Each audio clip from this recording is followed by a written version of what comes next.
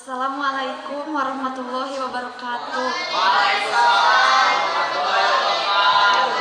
Sim kuring di dieu bade ngadongeng anu judulna Sirem jeung Japati. Aya sirem rek nginum ka sisi walungan, keur ngarayap ka handap manehna ti soledat pluk grag-grag kana cai. Hadena caina rada ngeuyeumbe pelebah di nyama. Tapi keukeuh bae ari ngojay ka sisi mah manehna teu bisaeun.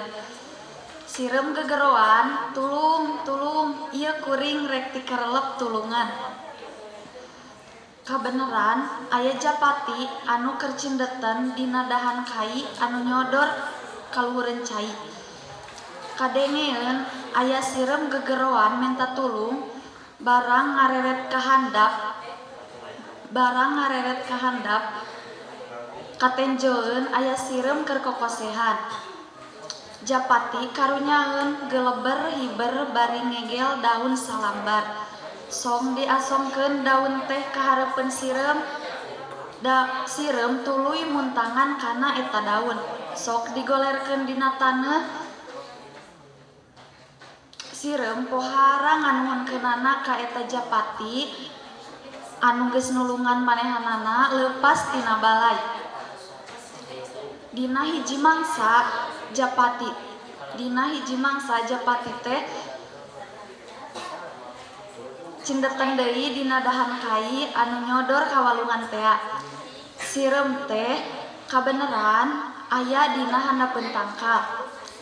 Ti kajauhan geus aya paninggaran anu leumpangna kekateyepan.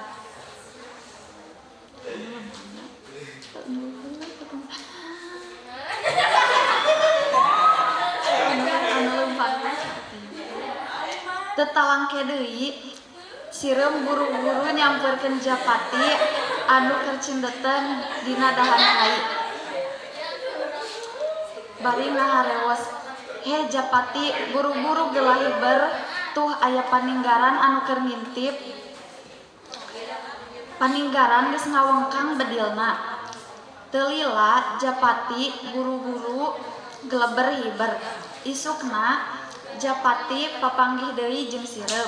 Ceuk Japati, "Nuhun pisan sakadang sirem, kuring geus ditulungan ku anjeun leupas tina balai." Ceuk jawab sirem, "Ari eta mah kapanan kawajiban salarea, nulungan batur anu keur meunang cilaka eta wajib. Komo deui ieu mah kuring hirup keneh teh lantaran ditulungan ku anjeun." Tah kieu cenah lalakon sirem jeung Japati teh anu akur jeung silih tulungan.